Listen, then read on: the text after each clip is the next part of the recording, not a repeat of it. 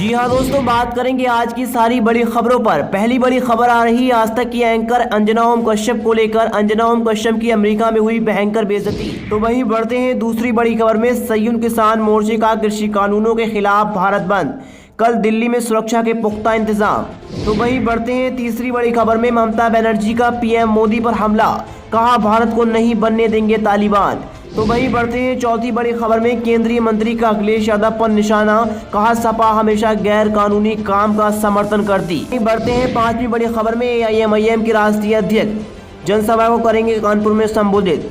तो वहीं बढ़ते हैं अगली बड़ी खबर में। बीजेपी कांग्रेस समर्थकों में मारपीट, जान बचाकर भागे सांसद संगम लाल गुप्ता। बताएंगे सारी खबर विस्तार से। उससे पहले आप इस वीडियो को लाइक करें, चैनल को सब्सक्राइब करने के बाद इस घंटी को दबाना बिल्कुल ना भूलें।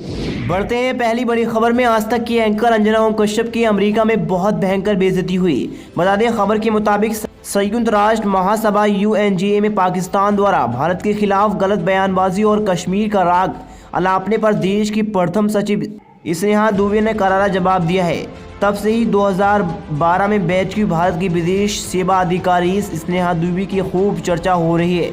ऐसे में निजी न्यूज़ चैनल आज तक की रिपोर्टर अंजना ओम कश्यप जब स्नेहा दुबे का रिएक्शन लेने पहुंची तो उन्होंने कुछ भी ना बोलते हुए उन्हें बाहर जाने के लिए इशारा कर दिया। इसका वीडियो भी सोशल मीडिया पर वायरल हो रहा है। बता दें कि अंजना ओम कश्यप ने स्नेहा दुबे से कहा कि आज गर्व की बात है, जिस तरह से पाकिस्तान को अपने जवाब दिया उसके बाद आज आपको पूरा देश सुनना चाहता है।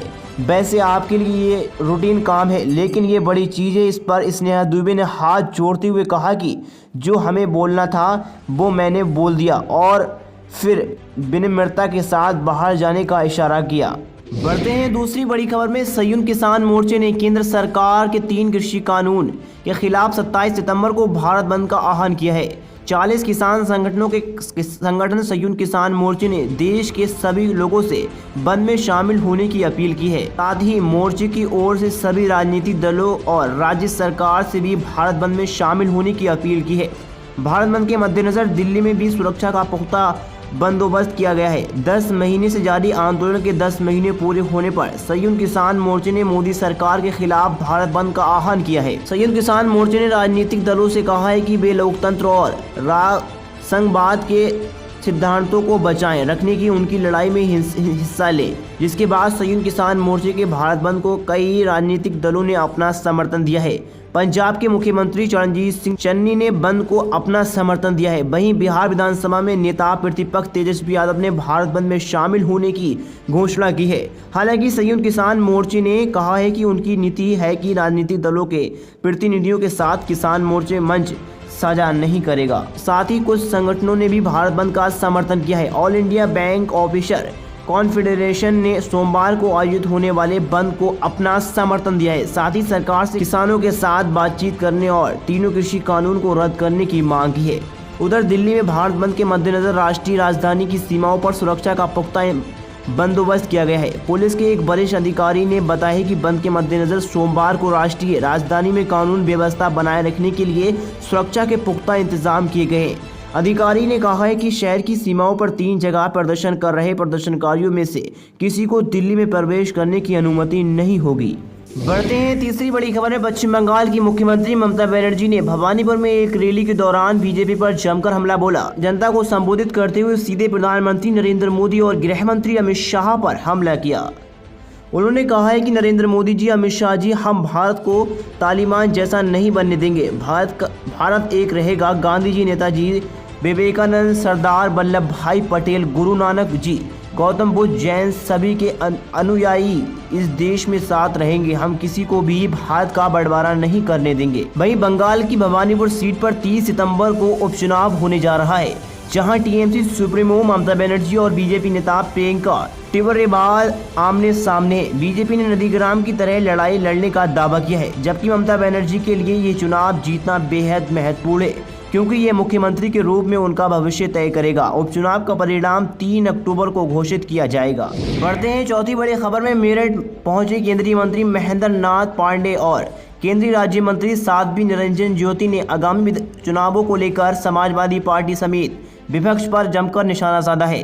दरअसल इंडियन इंडस्ट्रियल एसोसिएशन के कार्यक्रम के तहत मेरठ पहुंचे दोनों केंद्रीय मंत्रियों ने मीडिया से बातचीत के दौरान समाजवादी पार्टी के मुखिया अखिलेश यादव के द्वारा आगामी 2022 विधानसभा चुनाव में बहुमत हासिल कर सरकार बनाने के बयान पर वार करते हुए कहा है कि ये सब कुछ उनकी ख्याली बातें हैं और आगामी विधानसभा चुनाव में भारतीय जनता पार्टी पहले से ज़्यादा सीट हासिल कर बहुमत साबित कर सरकार बनाएगी। वहीं मंत्री महेंद्र नाथ पांडे ने भारतीय किसान यूनियन के राष्ट्रीय प्रवक्ता राकेश टिकैत द्वारा असदुद्दीन ओवैसी को भाजपा का चाचा जान बताए जाने के बयान पर कहा है कि टिकैत जी आजकल रोज बोलते हैं और मैं इस बात पर क्या प्रतिक्रिया दूं, हमें और भी काम है। वहीं एटीएस के द्वारा गिरफ्तार किए गए मौलाना कलीम सिद्दीकी के मुद्दे पर सपा और रालोद द्वारा गिरफ्तारी के मुद्दे पर उन्होंने कहा है कि समाजवादी पार्टी हमेशा गैर कानूनी काम के समर्थन में रहती है और ये उनका कैरेक्टर दर्शाता है।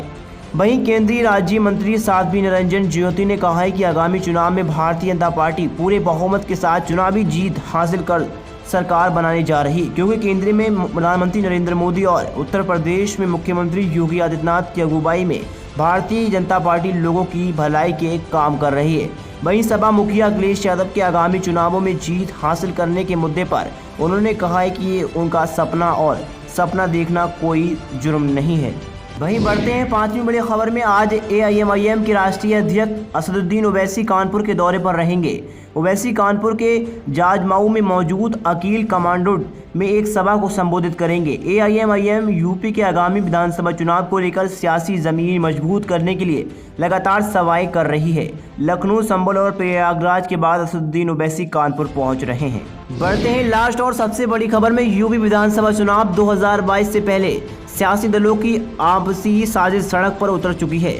इसका नज़ारा आज यानी शनिवार को प्रतापगढ़ में देखा गया। यहां भाजपा और कांग्रेस के समर्थकों के बीच मारपीट के बाद जमकर बवाल हुआ। दोनों पक्षों की मारपीट के दौरान खूब पत्थरबाजी हुई। स्थिति यहां तक पहुंच गई कि बीजेपी सांसद संगम लाल गुप्ता को जान बचाकर भागना पड़ा। मीडिया रिपोर्ट में कहा गया है कि सांसद को दौड़ा कर पीटने की कोशिश की गई है। इस क्रम में वे सड़क पर गिर गए। मारपीट के दौरान सांसद और उनके समर्थक बुरी तरह से जख्मी हो गए। मामला संगीपुर ब्लॉक का है, जहां उन जन आरोग्य मेले के दौरान बवाल मच गया। ब्लॉक में सरकारी मेले के दौरान कांग्रेस विधायक पार्टी नेता प्रमोद और सांसद संगम लाल गुप्ता के एक साथ पहुंचने के बाद बवाल हुआ। दोनों पार्टियों के समर्थक एक दूसरे के खिलाफ नारेबाजी करने लगे और देखते ही देखते पूरा माहौल गर्मा गया। भाजपा सांसद के समर्थकों की नारेबाजी से नाराज कांग्रेसियों ने उन्हें दौड़ा कर पीटा। सांसद की गाड़ी पर कांग्रेस समर्थकों ने पथराव भी किया, जिसके संगम लाल गुप्ता का वाहन क्षतिग्रस्त हो गया।